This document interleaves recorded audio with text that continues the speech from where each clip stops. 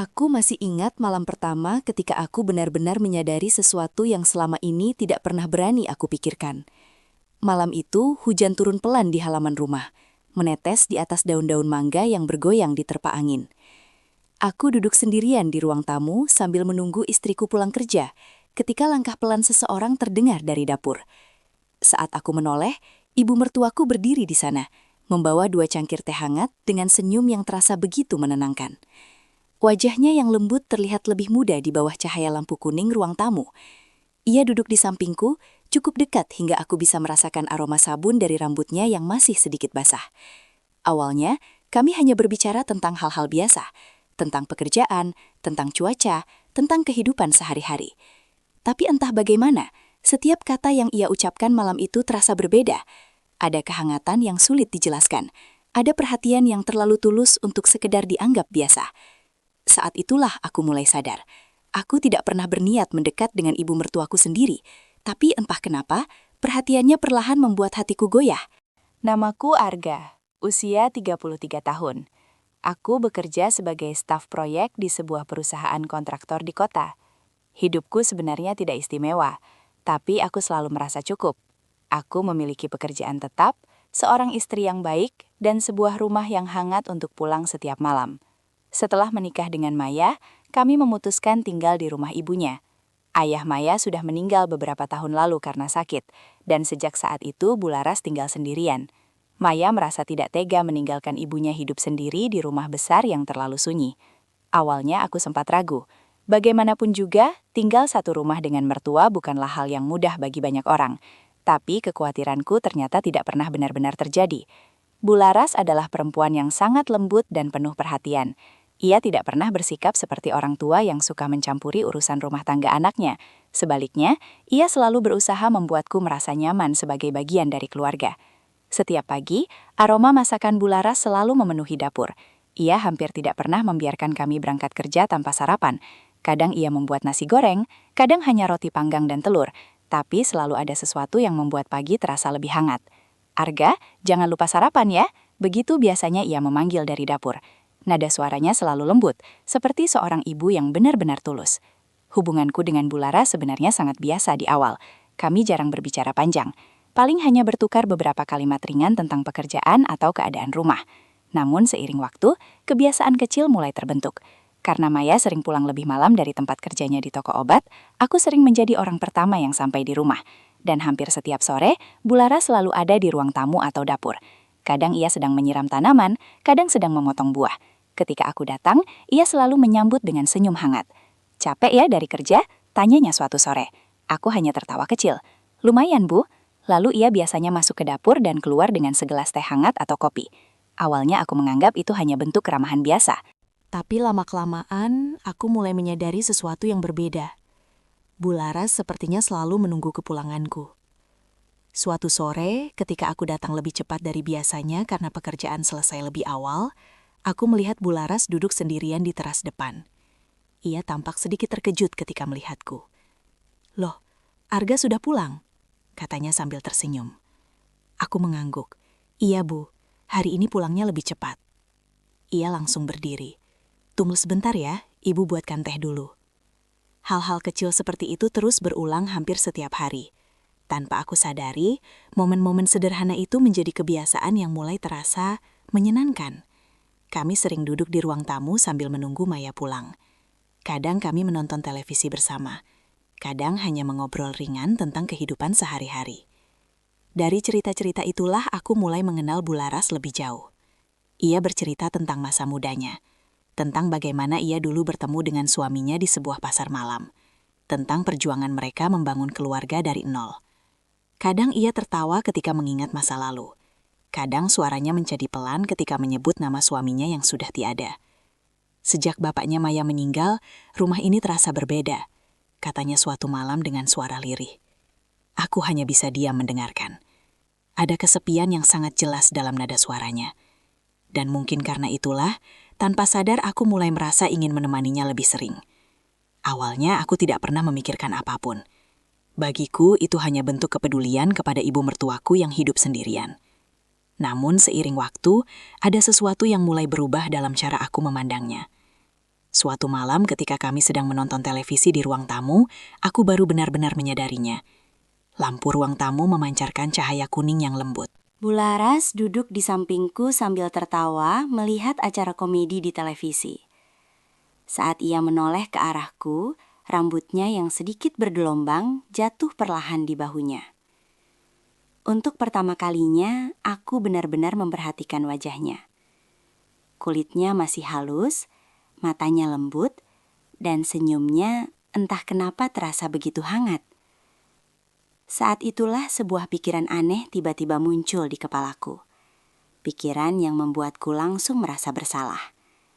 Aku segera mengalihkan pandangan ke televisi. Namun sejak malam itu, aku mulai menyadari sesuatu yang sebelumnya tidak pernah aku pikirkan. Aku memang tidak pernah berniat mendekat dengan ibu mertuaku sendiri. Tapi entah kenapa, perhatiannya perlahan mulai membuat hatiku goyah. Sejujurnya, aku tidak pernah menyangka perasaan seperti itu bisa muncul di dalam diriku. Setiap kali pikiran itu datang, aku selalu mencoba mengusirnya sejauh mungkin. Aku mengingatkan diriku sendiri bahwa Bularas adalah ibu dari istriku, perempuan yang sudah aku hormati sejak pertama kali aku mengenalnya. Namun, anehnya, semakin aku mencoba menolak perasaan itu, semakin sering aku menyadari hal-hal kecil tentang dirinya. Cara ia tersenyum ketika aku pulang kerja. Cara ia selalu bertanya apakah aku sudah makan. Cara ia duduk di ruang tamu menungguku sambil menonton televisi dengan volume pelan. Hal-hal sederhana yang dulu terasa biasa saja, kini mulai terasa berbeda. Beberapa hari setelah malam ketika aku menyadari perasaan itu, sebuah kejadian kecil membuat semuanya menjadi jauh lebih rumit.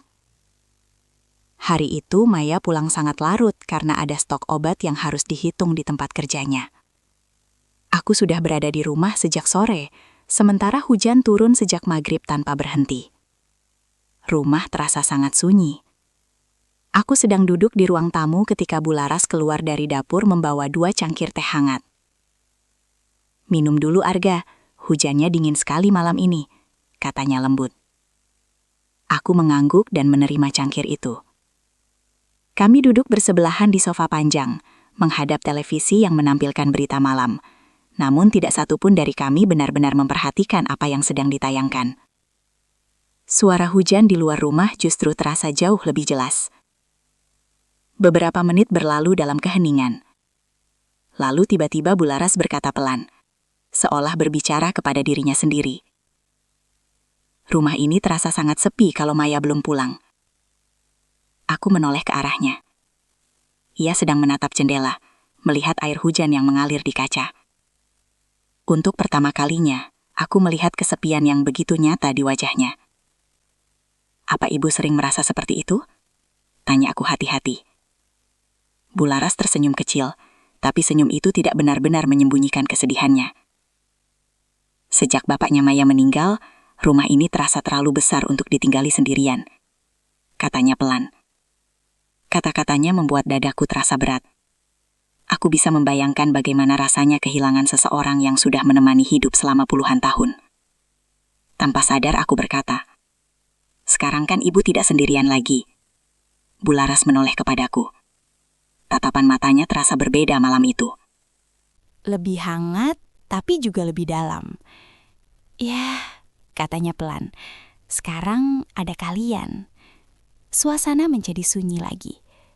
Aku mencoba mengalihkan perhatian dengan menonton televisi, tapi pikiranku tidak lagi fokus. Beberapa menit kemudian, listrik tiba-tiba padam. Ruangan langsung menjadi gelap. "Ya ampun," kata Bularas sedikit terkejut. Aku berdiri untuk mencari lilin di lemari ruang tamu.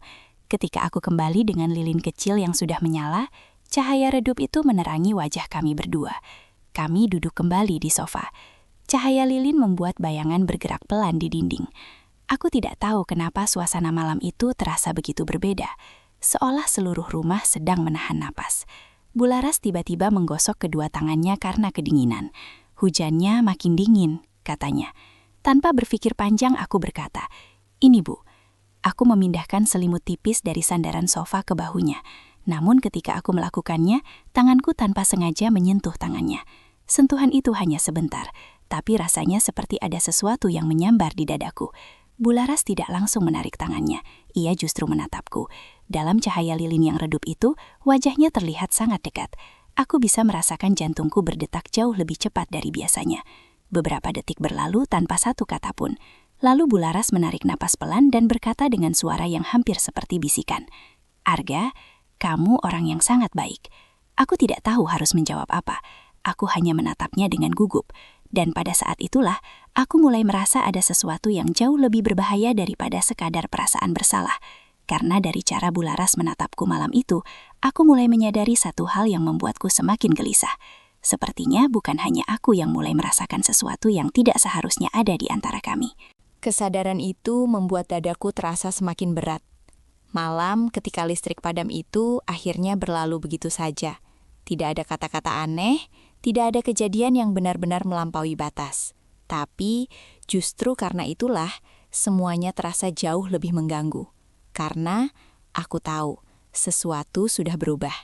Keesokan harinya aku berusaha bersikap seperti biasa. Aku bangun pagi, sarapan bersama Maya dan Bularas seperti yang selalu kami lakukan. Aku mencoba mengobrol santai, seolah tidak ada apa-apa yang terjadi malam sebelumnya. Namun, setiap kali aku bertemu pandang dengan Bularas, aku merasa jantungku berdetak lebih cepat.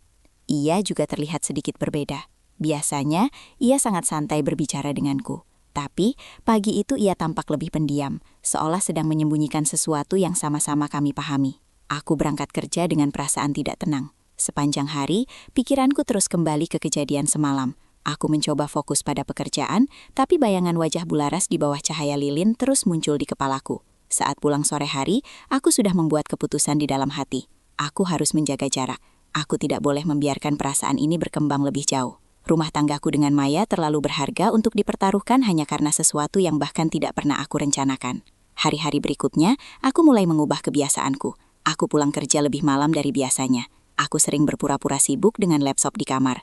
Aku menghindari duduk berdua dengan Bularas di ruang tamu seperti yang dulu sering kami lakukan. Awalnya aku pikir cara itu akan berhasil. Namun, justru yang terjadi adalah sebaliknya. Bularas mulai menyadari perubahan sikapku. Suatu sore ketika aku baru saja masuk ke rumah, ia memanggilku dari dapur. "Arga, sebentar." Nada suaranya lembut, tapi ada sesuatu yang membuatku tidak bisa menolak. Aku masuk ke dapur dan melihatnya sedang memotong buah di meja. "Iya, Bu?" tanyaku. Ia tidak langsung menjawab. Ia hanya meletakkan pisau di meja dan menatapku dengan ekspresi yang sulit aku baca. "Kamu akhir-akhir ini sering pulang malam," katanya pelan. "Kerjaan lagi banyak, Bu," jawabku cepat. Bularas tersenyum tipis. "Tapi dulu juga sibuk, Arga. Hanya saja kamu masih sempat duduk di ruang tamu sebentar." Aku terdiam. Aku tidak tahu harus menjawab apa.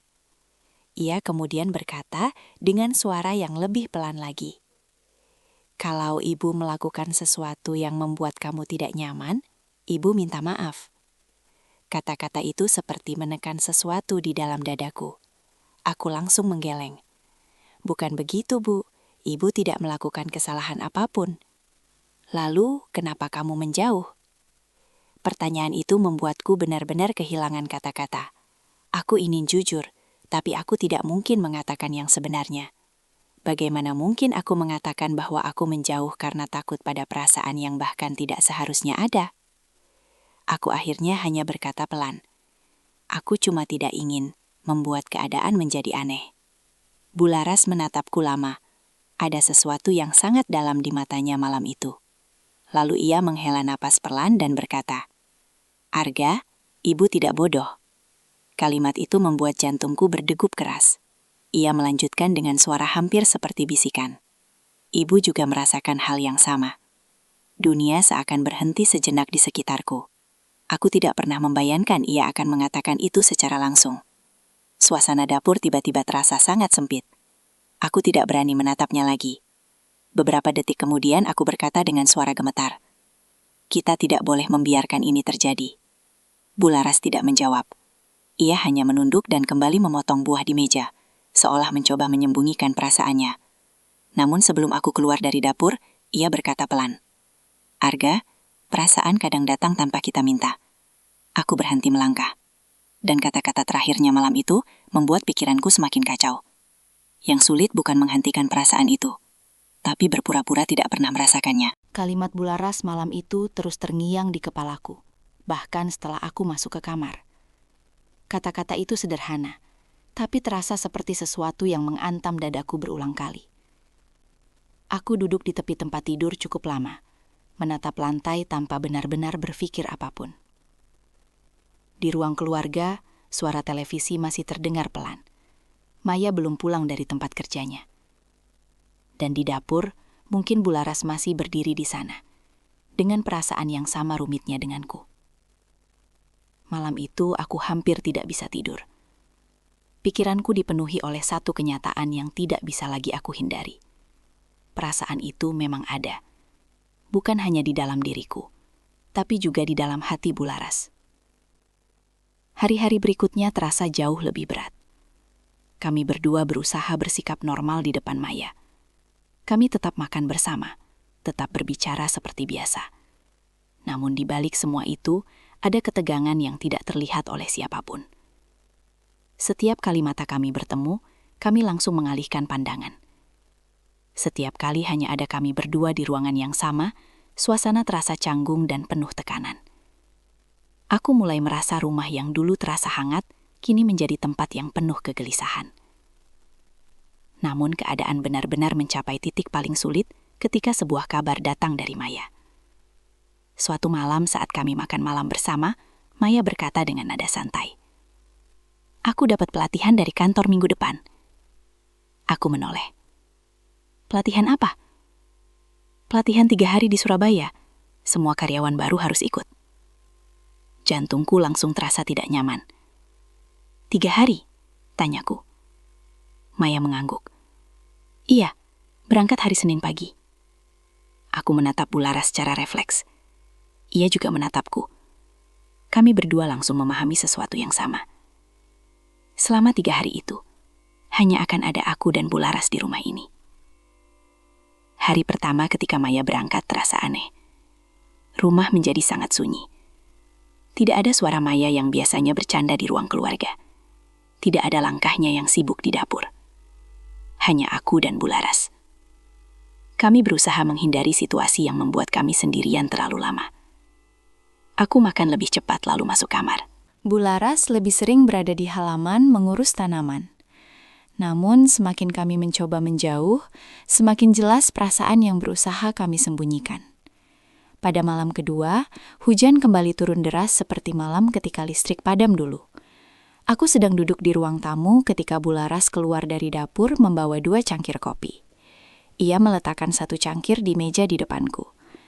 "Minum dulu," katanya pelan. Aku mengangguk. Kami duduk di sofa yang sama, tapi dengan jarak yang lebih jauh dari biasanya. Suasana sangat sunyi. Hanya suara hujan yang terdengar dari luar. Beberapa menit berlalu tanpa percakapan. Lalu Bularas tiba-tiba berkata, "Arga, kita tidak bisa terus seperti ini." Aku menoleh ke arahnya. "Aku tahu," jawabku pelan. Ia menatap lantai. Setiap hari berpura-pura tidak ada apa-apa, rasanya semakin berat. Aku menarik napas panjang. Aku tahu ia benar. Keadaan ini tidak bisa terus berlanjut. Jika kami terus menekan perasaan ini tanpa melakukan apa-apa, suatu hari semuanya bisa meledak dan menghancurkan lebih banyak hal. Aku menatapnya dengan serius. "Bu, kita harus menghentikan ini." Bularas perlahan mengangkat kepalanya. "Aku sudah mencoba, Arga."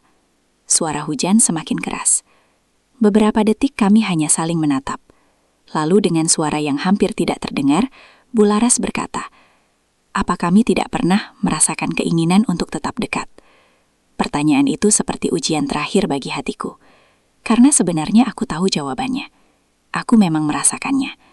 Namun justru karena itulah aku tidak boleh membiarkannya terjadi. Aku berdiri dari sofa dan berjalan beberapa langkah menjauh. Lalu aku berkata dengan suara yang berat, "Kita harus menghentikannya sekarang, sebelum semuanya benar-benar terlambat." Bularas tidak menjawab. Ia hanya menatapku dengan mata yang terlihat sangat sedih. Dan pada saat itulah, aku menyadari satu kenyataan yang paling menyakitkan.